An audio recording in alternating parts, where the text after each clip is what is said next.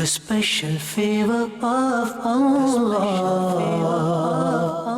Awliya Allah. The universe is the body and its soul. Awliya Allah. Awliya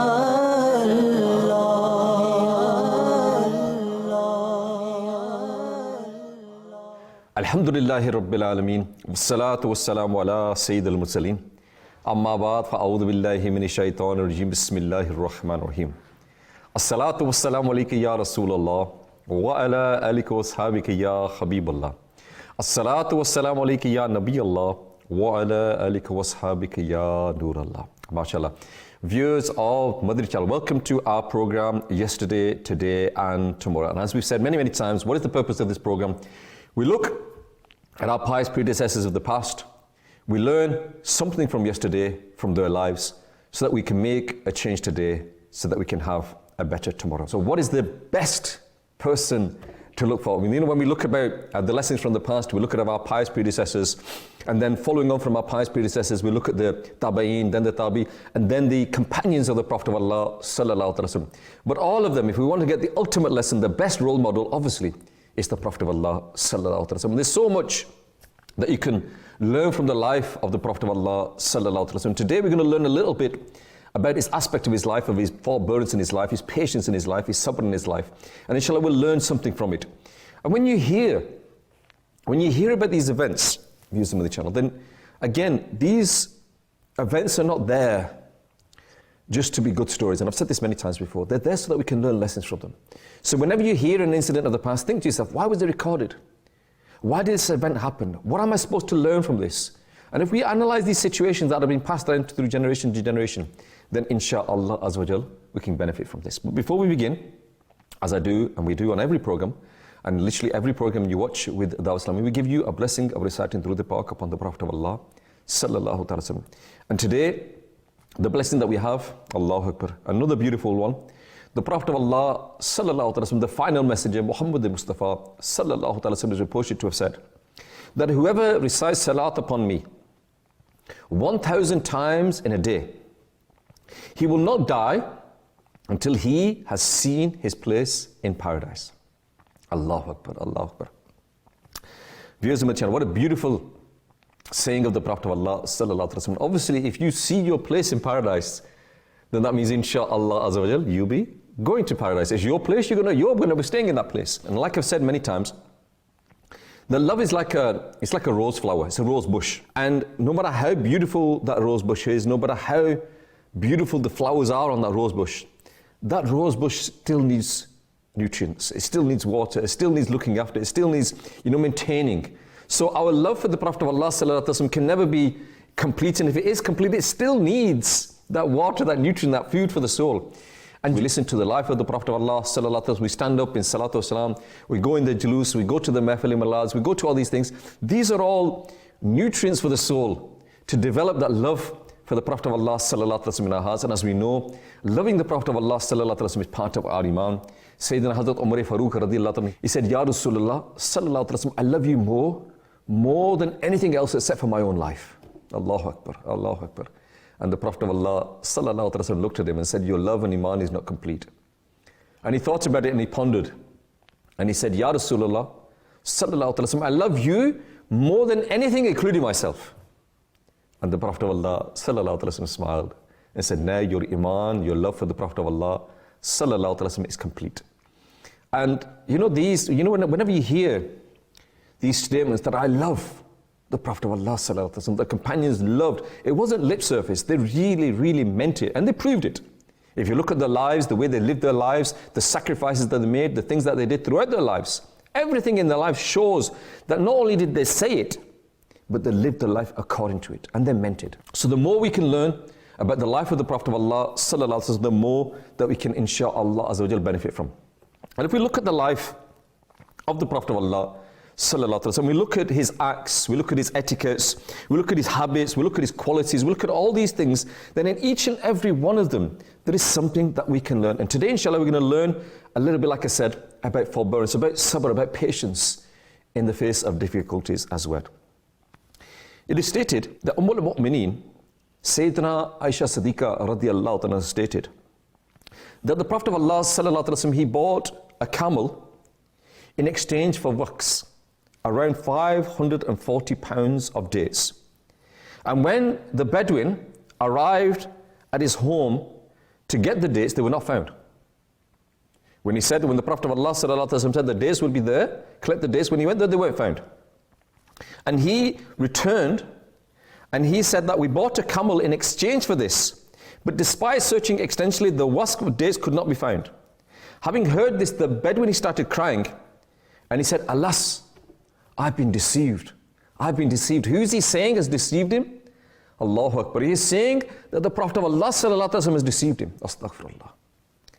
And so when the blessed companions heard about this, they rushed to reprimand. They wanted, obviously, who are you to say this about the Prophet of Allah sallallahu alaihi wasallam? So they went to him to reprimand him and tell him off. And said to him, how dare you say such things about the Prophet of Allah sallallahu alaihi wasallam? The Prophet of Allah sallallahu alaihi wasallam said, leave him.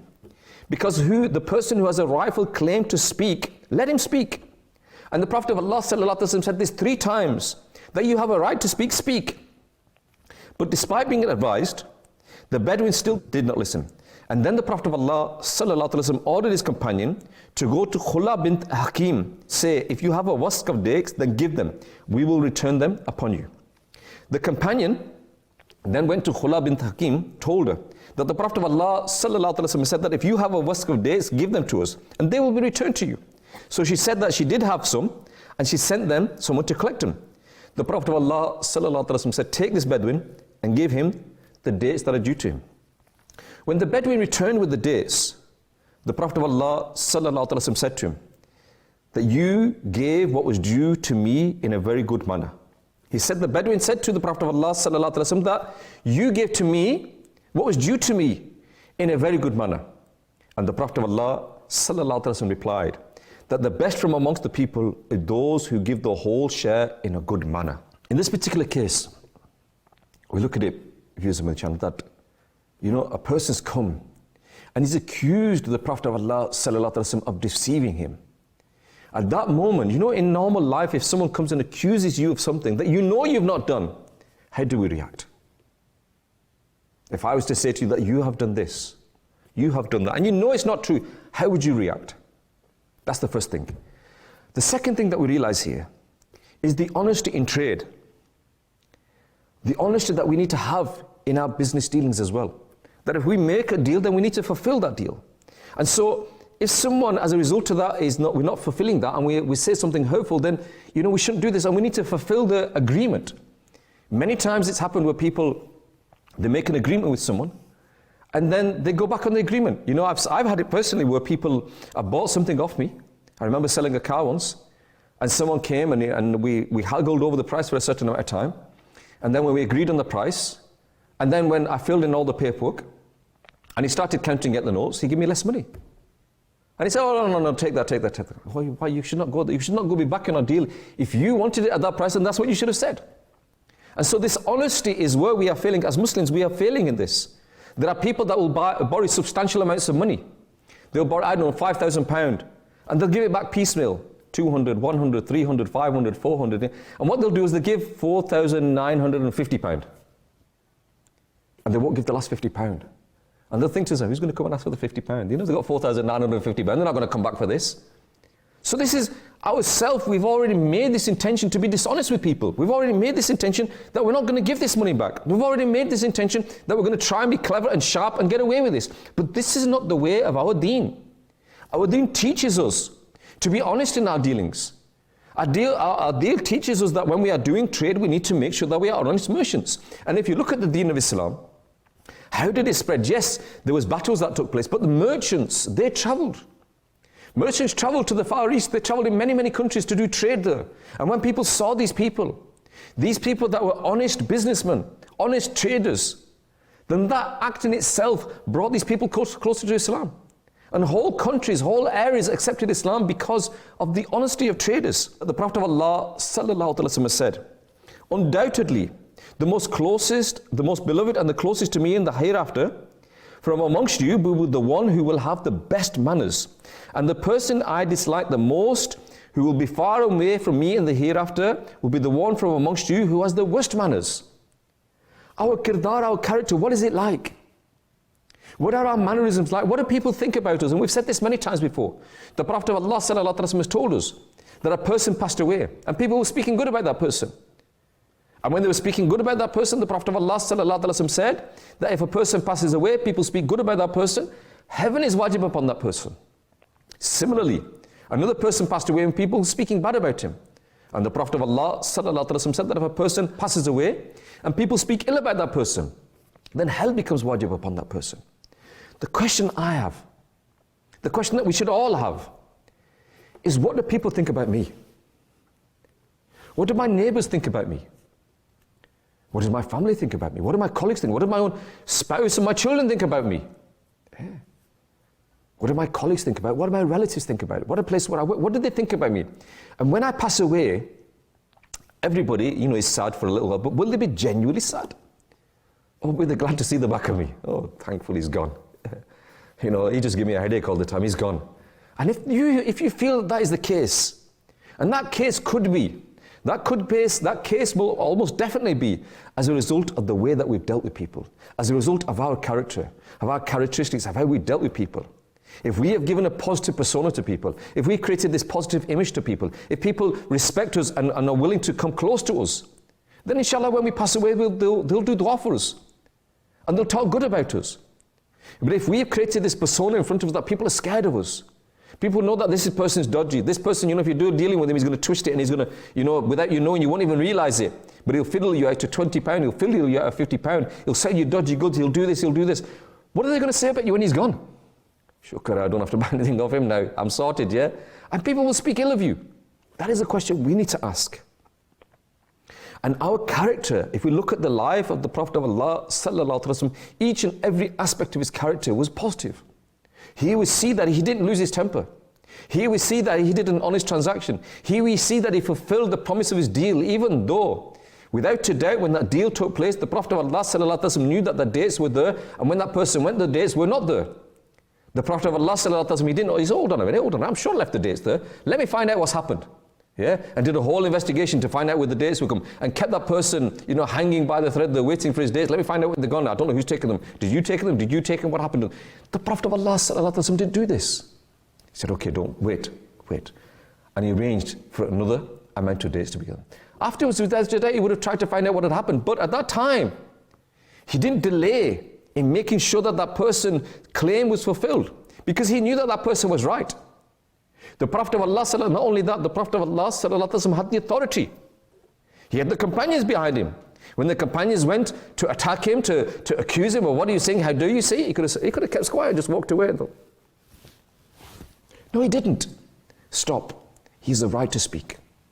He has this right to this claim. Let him speak. And then that positive image that it had on that person. And as Muslims especially, we've said it many times, that Muslims that are living in a minority country, then our dealings with people, the way we transact with people, the way we interact with people, the way we speak with people, the way our dealings are done with people, that creates a positive image, not just of you. Not just of you, it creates a positive or a negative image of Islam. So each and every one of us that lives in a Muslim minority country, each and every one of us is a representative of our deen. Each and every one of us is an ambassador of Islam. Each and every one of us, our actions are being monitored. And if you look at the past, you look at those people that came into the fold of Islam, how did they come? They came by looking at the character of the person in front of them. Not through studying the Quran, comparing it to other religions, looking at the signs of the Quran. Each and every one of them looked at the person that was in front of them. They looked at that person, they looked at the character of that person, they looked at the characteristics of that person, the way that person was dealing with them. And the way that person was dealing with them, that's what influenced them. Like I said, the traders, when they traveled, they went from country to country and spread the deen. They went there with spreading, to make money. They were businessmen. But as a result of their honest dealings, the way they dealt with people, people accepted Islam. And that is something that we need to look at. When people look at us, what do they think? As a result of my actions, would a person looking at me come closer to Islam or go further away from Islam? That's the question I need to ask. That's the question you need to ask. That the way I'm living my life, and not only me in my workplaces, because in your workplace people are normally very good. We were talking earlier on that when someone has an interview, he's always brilliant. He's always brilliant and he makes all sorts of promises. When you're in your workplace, you're a very, very good person because you got your boss above you. But in our day-to-day dealings, our spouse, our children, our neighbors, our relatives, our family, what do they think about you? Do they think that you are a good person, a positive person? Do they think positive about you? And that is a question we all need to ask. And if we look at the life of the Prophet of Allah sallallahu alaihi wasallam, characteristics, the ikhlaq, that's what we need to do. Sheikh Abdul Qadir Jilani rahmatullah ta'ala, he said, I love two things. I love two things more than anything else. Good character and feeding people.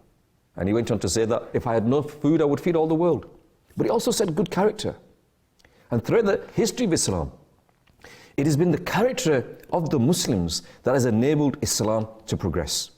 Sayyidina Abu Huraira radiyallahu ta'ala has narrated that the final messenger of Allah, Muhammad Mustafa sallallahu ta'ala alayhi wa sallam, is reported to have said that the most beloved people to me are those amongst you who are the best in manners, soft-hearted, those who love people and those who are loved by people. Those who love people and those who are loved by people. And amongst you, the most disliked people to me are the talebearers, who sow the seeds of discord between two friends, and who find faults in those people with the righteous character. Them are the worst people. Where do we stand? Where is our stance? That is a question that we need to ask. Viewers of the channel, you're watching yesterday, today and tomorrow. We're going to go to the first package of the day, inshallah. And when we come back, we're going to continue with this topic. I've got a little bit of a dry throat, inshallah. I'm going to have some tea. And then when we come back, inshallah, we'll continue with the topic of the day. Sallu ala al-Habib, sallallahu ta'ala ala Muhammad, sallallahu alayhi wa sallam. Sallu ala al-Habib, sallallahu ta'ala ala Muhammad, sallallahu ta'ala alayhi wa alihi wa sallam. Abu Talib, who was the uncle of the Holy Prophet sallallahu ta'ala alayhi wa alihi wa sallam, has said, I was once present with my nephew at a place called Zul Majaz. Suddenly I was thirsty. I told Muhammad Mustafa sallallahu ta'ala alayhi wa alihi wa sallam, oh my nephew, I am thirsty. I had informed him of this in order not to ask him for water, but because he had no water and also that he could share my problem. Abu Talib has further said, as he sallallahu ta'ala alayhi wa alihi wa sallam listened to me, he immediately got off the horse and said, oh uncle, are you thirsty? I said, yes. Listening to this, Sayyidina Muhammad sallallahu ta'ala alayhi wa alihi wa sallam hit the ground with his blessed heel and water gushed out. He sallallahu ta'ala alayhi wa alihi wa sallam then said to me, oh uncle, drink water. So I drank the water. Subhanallah Azza wa Jal. Sallu ala al-Habib, sallallahu ta'ala ala Muhammad, sallallahu ta'ala alayhi wa alihi wa sallam. Sallu ala al-Habib, sallallahu ta'ala ala Muhammad, sallallahu alayhi wa sallam. MashaAllah. Viewers, I'm on the channel. You're watching yesterday, today and tomorrow. Viewers, I'm on the channel. We're talking about the forbearance of the Prophet of Allah sallallahu alayhi wa sallam. But in it comes the whole character. We talk about the whole character of the Prophet of Allah sallallahu alaihi wasallam. We talk about, how our character needs to be, what we need to be, and what are the signs of a good character. And we need to look at ourselves, examine ourselves. It's not as if you can go to a surgery. You can't come to the mosque and the mosque will do a check on you and say, oh, you've got this problem with backbiting, you've got this problem with this, you've got this problem with that. They can't do that. You need to do your self-analysis. You need to be aware of the symptoms, you need to be aware of the problems, but you need to look at yourself and say, look, I've got this problem. I'm telling tales, I'm lying, I'm cheating, I'm swearing, I'm backbiting, I'm doing these things. And now I need to find out what I need to do to resolve this. But we need to be honest with ourselves, and that's the first thing. So today we're talking about the characteristics of the Prophet of Allah sallallahu alaihi wasallam, the beautiful character that he had. And what are those characteristics? Sayyidina Imam Ghazali, rahmatullah ta'ala, has narrated that the embodiment, listen to this, viewers of the channel. The embodiment of good character is that a person who is the most modest does not harm anyone.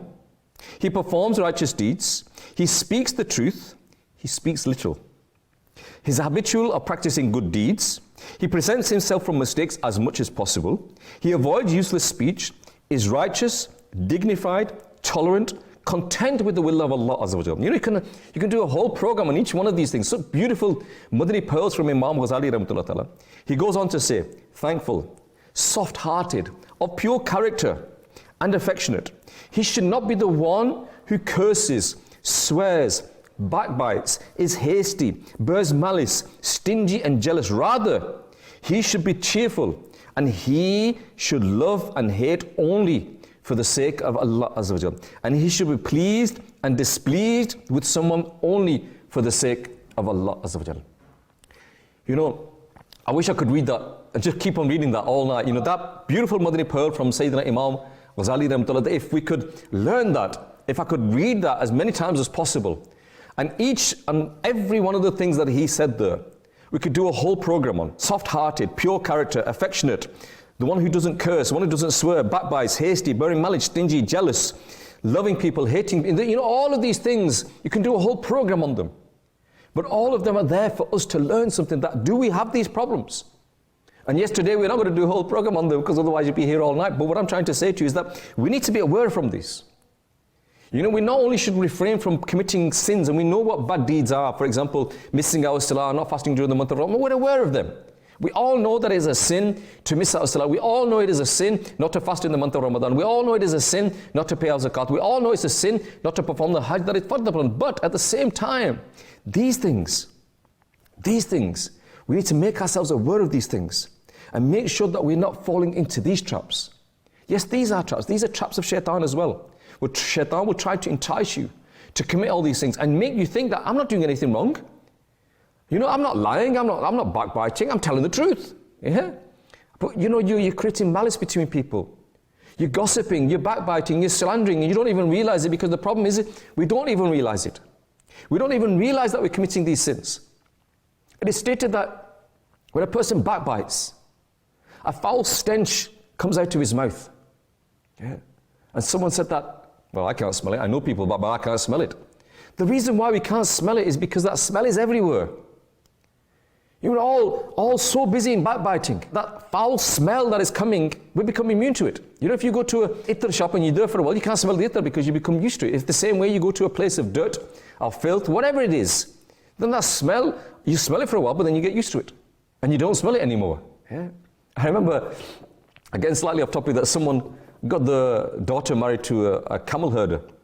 And they were worried about the daughter, that, you know, where they were living, there was the smell of the camels and the camel dung and everything. And the daughter came back to her mother and father's house after about a month. And the mother and father said to her, "Beta, how are you managing with all that smell of the camels there?" And she said, "Father, the smell's gone away, it's no longer there. The smell hadn't gone away, she just got used to it." And that's what it is with these sort of things that are happening around us. All of these things are happening around us that we become immune to. We don't even realize that these things are happening, that these sins are being committed. They're happening right in front of us. These sins are being committed right in front of us. And we're immune to it because we're also part of it and we don't realize this. So the first thing we need to be aware of is where that these sins exist. And what are these sins and how can we see the symptoms and how can we cure us? Looking at the good character of the Prophet of Allah, sallallahu alaihi wasallam, Allah Azza wa Jalla has also stated this, that the final messenger of Allah, Muhammad Mustafa sallallahu alaihi wasallam, has the perfect character. Allah Azza wa Jalla says, and indeed, you possess exemplary character. You possess exemplary character. The Prophet of Allah sallallahu alaihi wasallam himself, he says, I have been sent for the completion of good manners. What does he mean by this? The completion is to show to you a complete example of what good manners are. What are these good manners? These are the things that I've been told. And in these things there are other things. And we heard at the beginning, the word the Prophet of Allah sallallahu alaihi wasallam, he suppressed his anger. And this suppressing your anger, controlling your anger is called forbearance. To not get angry over a situation, when you are accused of something, when someone says something about you and you remain patient, you remain calm, this is your forbearance inside yourself. This is what you can take. Can we take it? Can we control ourselves when these things are happening? And that is something that, again, we need to learn, and we can see from the life of the Prophet of Allah, sallallahu alaihi wasallam, by the example that we mentioned earlier on, where somebody had accused him, that I have been deceived, I have been deceived, I have been deceived. Allah Akbar, I said it then and I say it now. If someone was to say that to us, to me, to you, that you deceived me, you deceived me, you deceived me, how would we react? Don't answer. That's another question of the day. Yeah, don't answer that question. But ask yourself, how would you react? How would you deal with these people? Would we deal with it in the way that the Prophet of Allah sallallahu alaihi wasallam did, or do we get anger? Do we get angry? And that is something that we need to look at. What is our state of our anger? How quickly do we get angry? How quickly do we lose it? Yeah?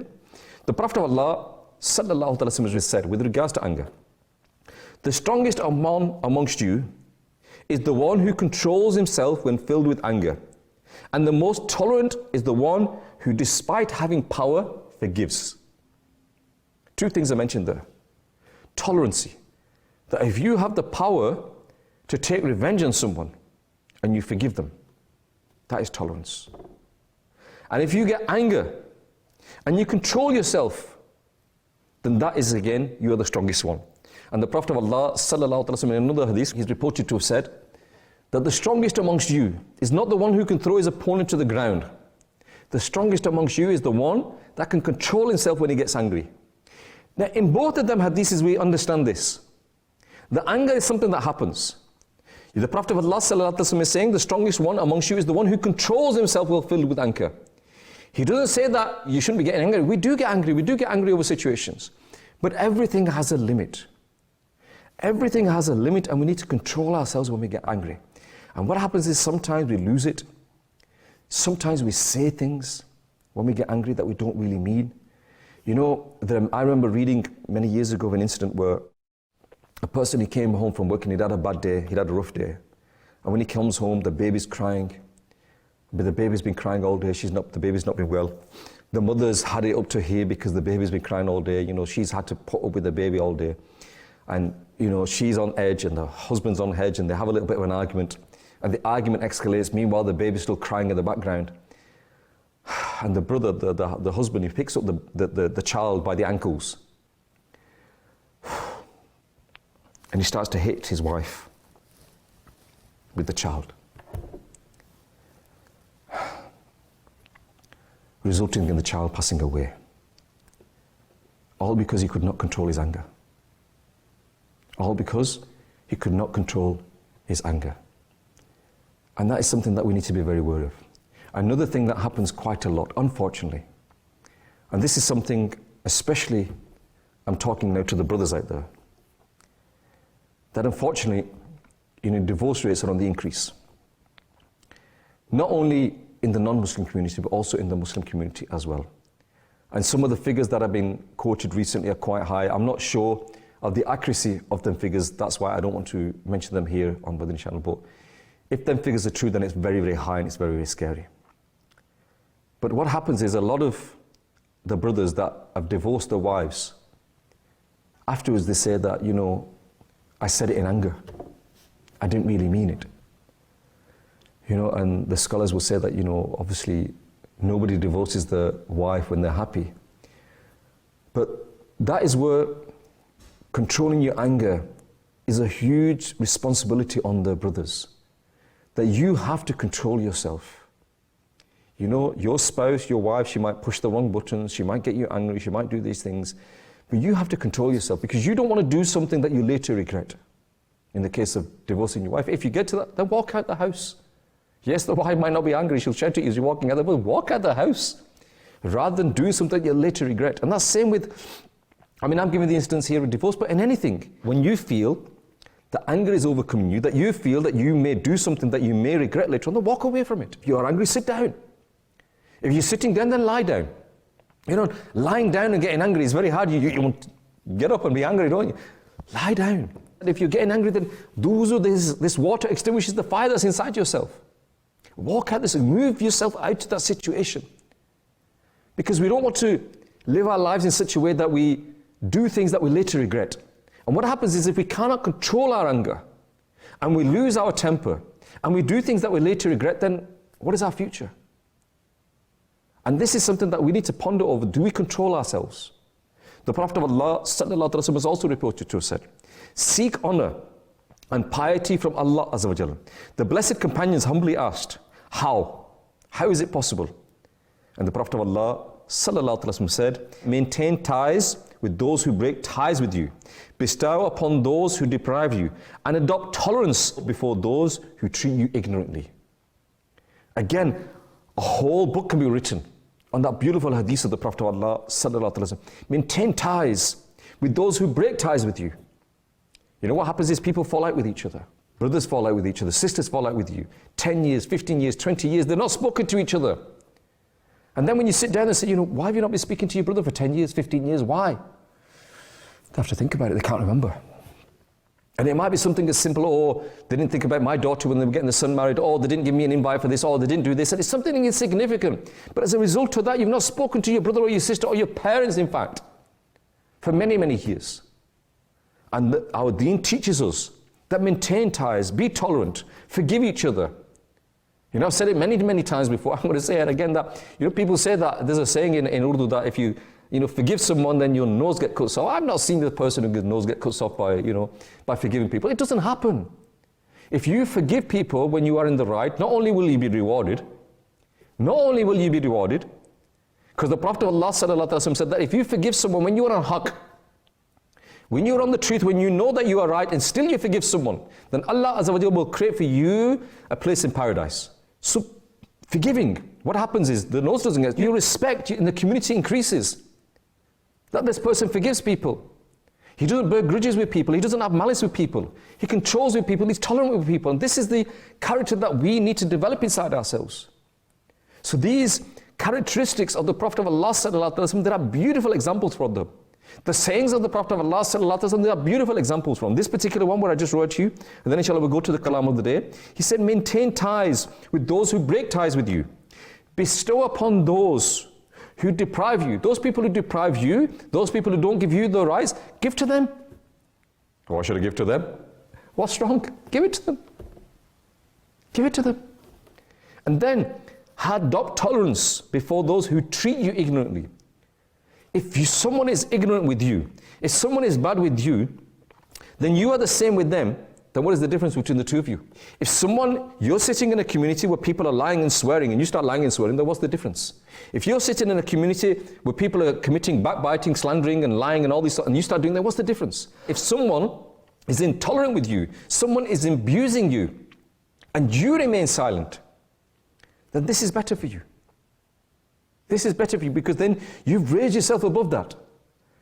You know, and this is, as Muslims, we need to raise ourselves above that. We need to diffuse situations. Many people will come to you with problems. Many people will come to you and they're ready for a fight, they're ready for an argument. But if when they come to you angrily and they're speaking to you angrily and you get angry with them, and you tell me what's the good result be? Is that the result going to be? But if you say, okay, brother, take it, okay, I understand what you're saying, yep, okay, I think I've made a mistake. You know, please forgive me, okay? And then if you think that they've made a mistake, you know, I made a mistake, but I think, you know what, brother, as well, if you should do this as well, and I should, and let's inshallah forgive each other. What have you lost? What have you lost?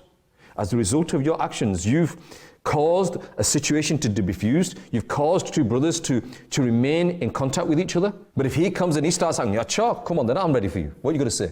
Yeah? And he starts firing bullets at you, and you start firing bullets at him, and you stand up, and he stands up, and it gets heated. What is that going to lead to? And this is not what our deen teaches us. Our deen teaches us to be tolerant. Our deen teaches us to forgive. The Prophet of Allah sallallahu alaihi wasallam, throughout his life, he forgave people.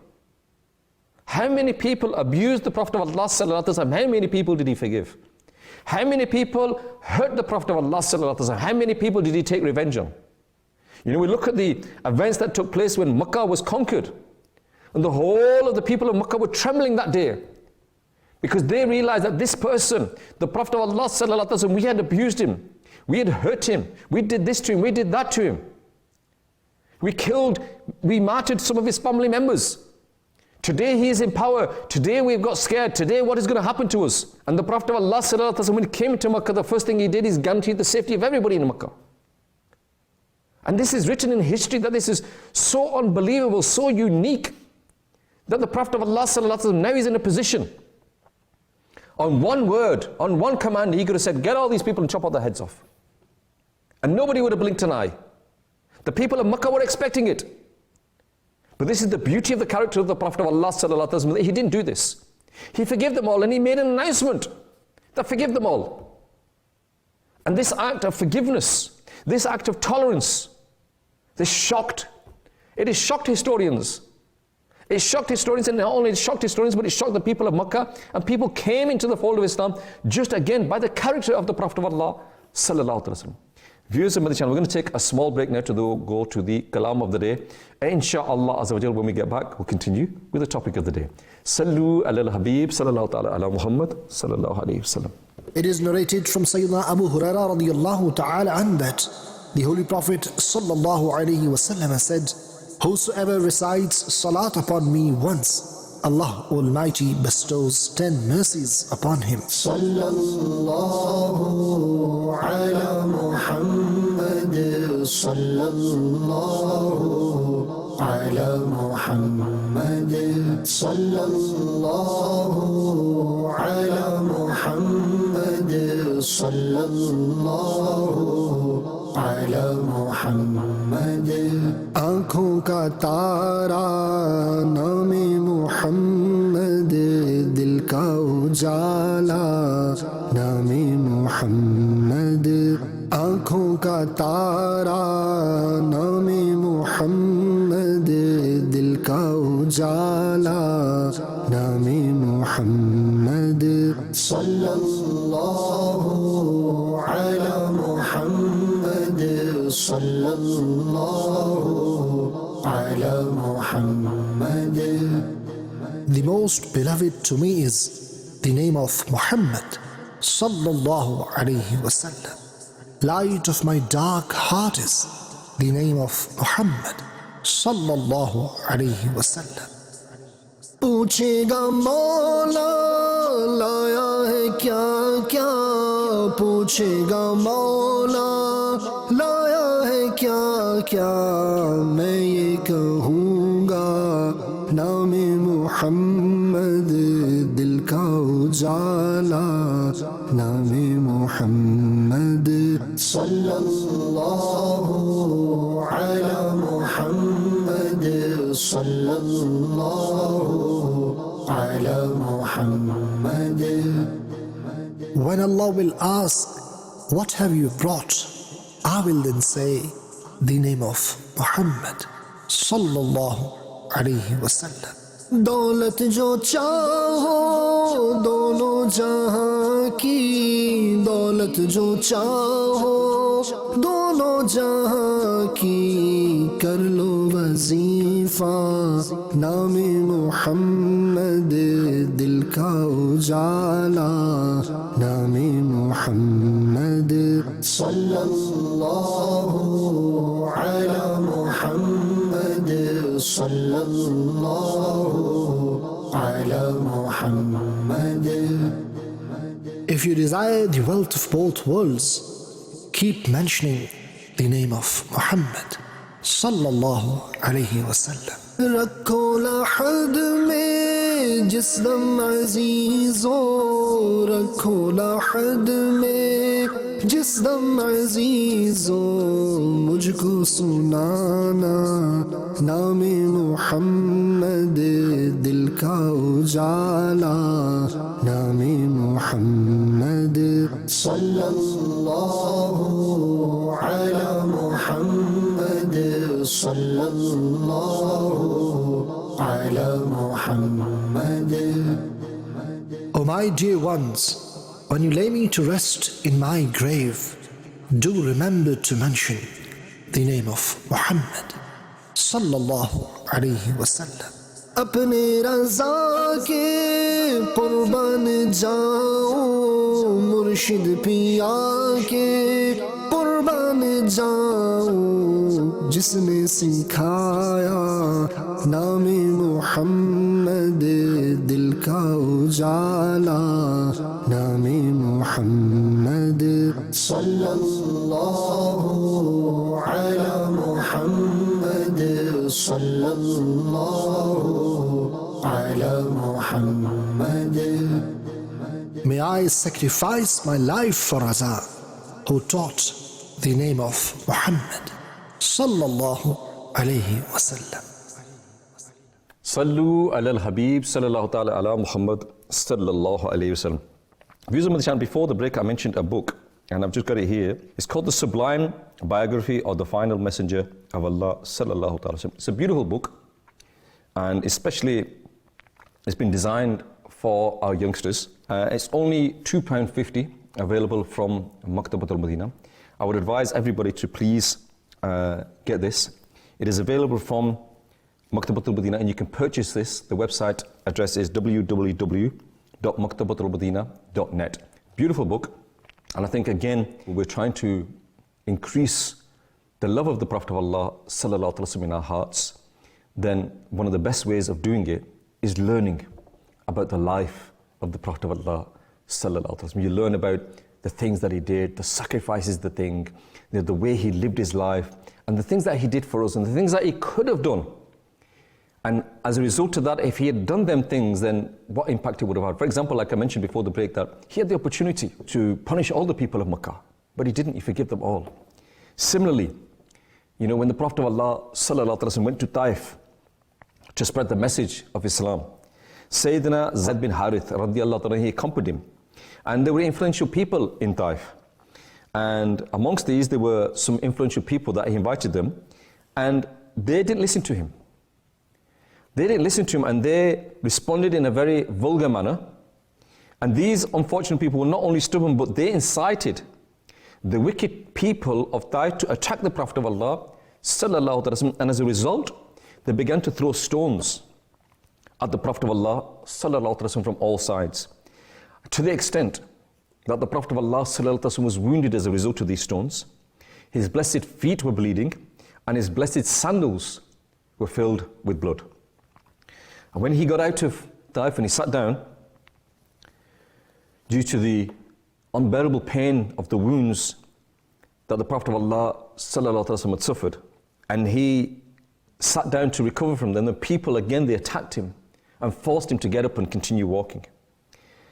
Sayyidina Zayd bin Harith radiallahu tried to defend the Prophet of Allah sallallahu alaihi wasallam by receiving these stones on his own body, to the extent that even he was bleeding so badly that he was wounded all over his body. And it stated that the Prophet of Allah sallallahu alaihi wasallam, he sought refuge in an orchard of grapes. A long time after this journey, after this event, Mu'mineen Sayyidina Aisha Siddiqa radiallahu anha humbly asked, Ya Rasulullah sallallahu alaihi wasallam, did you face any day tougher than the battle of Uhud? And the Prophet of Allah sallallahu alaihi wasallam said, yes. Oh Aisha, that day was tougher than the battle of Uhud. When I was called the chief Ibn Abdul Yadlil to Islam, he rejected it with disdain, and the people of Taif stoned me. Filled with this grief, I kept on walking until I reached a place and gathered myself. Having there, when I raised my head, I saw a cloud with its shadow over me. Sayyidina Jibreel alayhi salatu wasalam came to me from the cloud, and he said, Allah Azza wa Jalla has heard the saying and the answer of your nation, and now the angel of mountains is present before you to obey your command. The Prophet of Allah sallallahu alaihi wasallam was given permission that if you say, the angels of the mountains, they will crush these people. Now this moment, the Prophet of Allah sallallahu alaihi wasallam was saying that this is the hardest day that he faced. Harder than the battle of Uhud. He was personally injured. The angel of the mountains said to him, O Muhammad sallallahu alaihi wasallam, if you want me to overturn both the mountains upon these unbelievers, I will do so. Having heard this, the Prophet of Allah sallallahu alaihi wasallam replied, no, but rather I hope that Allah Azza wa Jal bring forth such people from their offspring who will only worship Allah Azza wa Jal and they will not commit shirk. Allahu Akbar. He had an opportunity. These people had hurt him so much. And according to the narrations later on, he said it was the worst day, the hardest day for him. He suffered, he was in so much pain that day. When you're in pain, you don't think straight. When you're in pain, you just take revenge, and afterwards you'll face the repercussions. You worry about it later. But even then, that crucial moment, I pray to Allah from their offspring. From their offspring, people will accept Islam. And now we see that the whole of Taif is Muslims. This is the sabr, this is the patience, this is the forbearance, this is the tolerance of the Prophet of Allah sallallahu alaihi wasallam. When I'm mentioning all of these things, the question that we need to ask, would we do the same? How would we react? When you get the opportunity to read this book, at each stage in the life of the Prophet of Allah sallallahu alaihi wasallam, ask yourself the question, how would I react? How would I react? Would I react according to the teachings of the Prophet of Allah sallallahu alaihi wasallam, or would I do something else?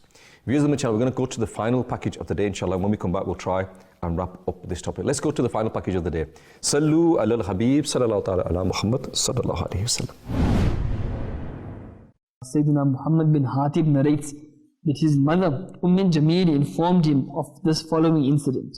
Subhanallah. She says that when I was coming from Habsha with you, and 1 day's distance remained until Madinatul Munawwara, she said, I began to cook at a place, and the fuel got finished, the wood, whatever there was to keep the pot hot, that got finished. So I went to get some wood, and whilst I was away, you pulled the pot. Allah, Allah, Allah. When you pulled the pot fell on you, it burned your arm. Allah. So she says, I took you to the exalted court of Nabi sallallahu alayhi wa sallam. Subhanallah. This was Sahaba Ikram. Whatever the problem was, they would go first and foremost in the court of the beloved of Allah subhanahu wa ta'ala, Muhammadin Mustafa sallallahu alayhi wa sallam. Subhanallah. So she says, I took you to the blessed court of Nabi sallallahu alayhi wa sallam. And after seeing me, Nabi sallallahu alayhi wa sallam placed his blessed saliva, his blessed Mubarak saliva, subhanallah, on your arm. And then Nabi sallallahu alayhi wa sallam recited something and blew. Subhanallah, she says, when I picked you up, your hand was completely sound. Subhanallah, it was completely cured. Allah, Allah. This is the miracle of Nabi sallallahu alayhi wa sallam. This is only one miracle amongst the thousands, 100,000, millions of miracles performed by our beloved Habib sallallahu alayhi wa sallam. And no doubt all the prophets of Allah subhanahu wa ta'ala came with miracles, many miracles they showed to their different nations, their ummats. And our beloved Nabi sallallahu alayhi wa sallam came as a miracle. Subhanallah. This is the beloved Nabi sallallahu alayhi wa sallam. Subhanallah. And when we look at the blessed miracles and the blessed excellent qualities of Nabi sallallahu alayhi wa sallam, we just feel like sacrificing everything on the blessed Na'alain Mubarak of Nabi sallallahu alayhi wa sallam. May Allah subhanahu wa ta'ala enable us to have the utmost respect, love and adab for Nabi sallallahu alayhi wa sallam, his Ahl Bayt Athhar and his respected Sahaba Ikram. Ridwanullahi ta'ala alayhim ajma'in. Sallu ala al-Habib, sallallahu ta'ala ala Muhammad, sallallahu alayhi wa sallam. Sallu ala al-Habib, sallallahu ta'ala ala Muhammad, sallallahu alayhi wa sallam. MashaAllah, viewers of Madani Channel, you're watching yesterday, today and tomorrow. And today, in today's program, we're looking at the role models of role models, the best of role models, the final messenger of Allah, Muhammad Mustafa, sallallahu ta'ala wa sallam. His characteristics, his forbearance, his patience. And we've mentioned a few incidents that took place, and we're coming toward the end of the program now. And whatever happens is, normally when we do this program, we think that we've not got enough to talk about, but when we come toward the end, we realize that there's so much that we've not covered, and there's so much more that we can cover. So I'm going to give you a few instances that took place in the life of the Prophet of Allah, sallallahu alaihi wasallam, so you can understand his forbearance. It is stated that the Holy Prophet of Allah, sallallahu alaihi wasallam, once he fell asleep on a journey. Meanwhile, Awrat bin Harith, he took his sword and he unsheathed it. He took it out and he came to kill him. And when the Holy Prophet of Allah sallallahu alaihi wasallam awoke, he said to him, O Muhammad sallallahu alaihi wasallam, who will save you from me? And the Prophet of Allah sallallahu alaihi wasallam replied, Allah Azza wa Jal will save me. Allahu Akbar. Hearing the awe of the Prophet of Allah sallallahu alaihi wasallam, the words, the sword fell from his hand. The Holy Prophet of Allah sallallahu alaihi wasallam, now he picked up the sword. And now he said to him, now, who will save you from me? This person had come to kill the Prophet of Allah sallallahu alaihi wasallam. And when he said to the Prophet of Allah sallallahu alaihi wasallam, who will save you? The Prophet of Allah sallallahu alaihi wasallam said, Allah will save me. And out of fear, he dropped the sword. And the Prophet of Allah sallallahu alaihi wasallam picked it up. And now the Prophet of Allah sallallahu alaihi wasallam said, now who will save you from me? Allahu Akbar. Gharat, he begged for his life to be spared. And the Prophet of Allah sallallahu alaihi wasallam forgave him and let him go. And when Gharat returned to his tribe, he told them that he had returned from a person who's the best of all mankind. You know, persons come to kill you. And somehow he makes a mistake, for whatever reason. And now you become in a position where you can now kill him. What did you do? You forgive him. Allahu Akbar. This is the Prophet of Allah sallallahu alaihi wasallam, the all-forgiving. This is the Prophet of Allah sallallahu alaihi wasallam. When you say, again, whenever you hear these, would you do it? Would you do it? Would you do it? Sayyidina Anas radiallahu ta'ala narrates that once I was walking alongside the Prophet of Allah sallallahu alaihi wasallam, who was wearing a Najani shawl with thick and rough edges. Suddenly a Bedouin grabbed it and pulled it with such force that it left a bruise on the blessed neck of the Prophet of Allah sallallahu alaihi wasallam. Then he said, order that I be given a share from the wealth that Allah Azza wa Jal has placed under your custody. The Prophet of Allah sallallahu alaihi wasallam turned his attention towards him, smiled and ordered that he be given some wealth. This person had come up to the Prophet of Allah, dragged his shawl off him, pulled it off him to such an extent that it made a mark on the Prophet of Allah sallallahu alaihi wasallam, and demanded some money. And even at that moment, even at that beautiful moment, the Prophet of Allah sallallahu alaihi wasallam, what did he do? He smiled. He smiled. He smiled and he said, give him something. He didn't say, why did you do this? Why didn't you could have asked me in a nice way. Why did you have to do it this way? Yeah, I'm not going to give you anything. Come back later. When you've learned some respect, when you've learned some manners, then talk to me. Who do you think you are? No, this is not what the Prophet of Allah sallallahu alaihi wasallam did. He smiled, forgave him, and said, okay, give him something. Labid bin Asim performed magic on the Prophet of Allah sallallahu alaihi wasallam, but the Prophet of Allah sallallahu alaihi wasallam did not exact any revenge on him. He also pardoned the non-Muslim woman who poisoned him. During the battle of Uhud, a piece of the beloved Prophet's blessed tooth was martyred and his face was also wounded. But the Holy Prophet sallallahu alaihi wasallam said nothing except, "O Allah, guide my people, for they do not recognize me." That they have not recognized that he is the Prophet of Allah sallallahu alaihi wasallam. So Allah forgive them, guide them, Ya Allah, guide them to the true path. How tolerant, how forgiving, how broad-minded, if we could say, how open-minded, how much foresight the Prophet of Allah sallallahu alaihi wasallam had. That the Prophet of Allah sallallahu alaihi wasallam, he realized all his life, every single action, the repercussions it will have. That if he had allowed the angel to crush the people of Taif, then today Taif would not exist. If he had, killed the people of Makkah that had persecuted him, then their families would not have existed. And that's something that we need to understand. What is the repercussions of our actions? If we do something, what is going to happen? I've said it before that if you go down this route, the route that you're going down, where's it going to take you? Where will you be if you carry on doing this? Where will it take you? Or if you're getting angry and you're thinking, I'm going to say this, I'm going to do this, where is it going to take you? What is going to be the repercussions? And especially when it comes to family affairs, we need to understand that the repercussions of our actions between our spouses affects the children, affects generations, affects people. And this is something that we need to understand. I was speaking to someone whilst I was in Pakistan this time, and a wealthy person, but he'd divorced his wife maybe 30 years ago, something like that. And he brought up his children single-handedly, give them a good education. But he said that it's affected them. The repercussions of whatever happened to them, whoever's fault it was, had these repercussions. So we need to understand the repercussions of our actions. That what we do today will have an impact on people tomorrow, will have an impact on people around us. Not only that, what we do today, as I said earlier on, will have an impact on us when we enter that dark and lonely grave. So in the same way that we should live our lives, that we don't have any regrets. We should live our lives in such a way that the repercussions of our actions are positive. We should live our lives in such a way that when the angel of death comes to visit us and we enter that dark and lonely grave, people speak positive about you. Ask yourself that if you leave that community, will people miss you? In reality, it does happen that within a short space of time, people forget you. This is a reality that we need to understand, that this dunya is a drop in the ocean. It's nothing. This dunya is nothing. The akhirat is what we should be there. But at the same time, that will people be glad to see the back of us? And ask yourself that if, rather than waiting for that day, if you were to make an announcement to people that what, I'm going to leave this town. Yeah, I'm going to leave this area, I'm going to move away. How many people will try and convince you, no, don't, please stay there. What's your problem? Why do you want to go? Or if they say, okay, yeah, okay, good luck, inshallah, I hope everything's okay, yeah. Then ask yourself, why? Why are people glad to see the back of you? Why do they not want you to stay here? That again, ask yourself that question. And so we need to ensure that we live our lives in such a way.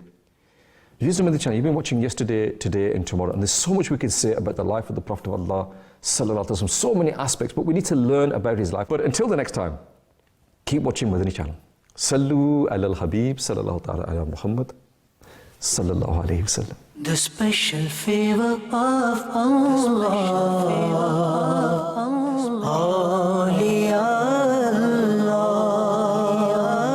The universe is the body and its soul.